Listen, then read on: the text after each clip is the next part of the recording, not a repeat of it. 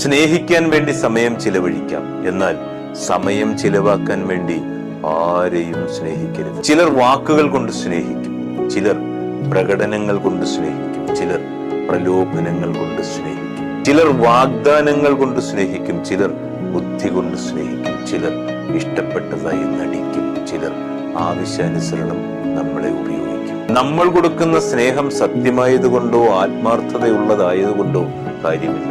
ആ സ്നേഹം കിട്ടുന്നവർക്ക് അത് തിരിച്ചറിയാനുള്ള മനസ്സുണ്ടാകും. സ്നേഹിക്കപ്പെടുന്നുവെന്ന തോന്നലിൽ നിന്നും എത്ര പെട്ടെന്നാണെന്ന് മനുഷ്യൻ ആരുമില്ലായ്മയിലേക്ക് ചുരുങ്ങിപ്പോകുന്നത്. എത്രനാൾ കൂടെ ഉണ്ടായി എന്നതിലല്ല, എത്രമേൽ നമ്മളെ മനസ്സിലാക്കി എന്നതിലാണെന്നേ കാര്യം. രാപ്പകലുകളൊക്കെ ഏറെ ഉണ്ടായിട്ടും കൂടെയുള്ള ഒരാളിന്റെ ഉള്ളറിയാതെ രാവേറുമ്പോൾ ഉടലെറിയാൻ മാത്രമായി മാറിപ്പോകരുതെന്നേ ഈ സ്നേഹവും ബന്ധവുമൊക്കെ.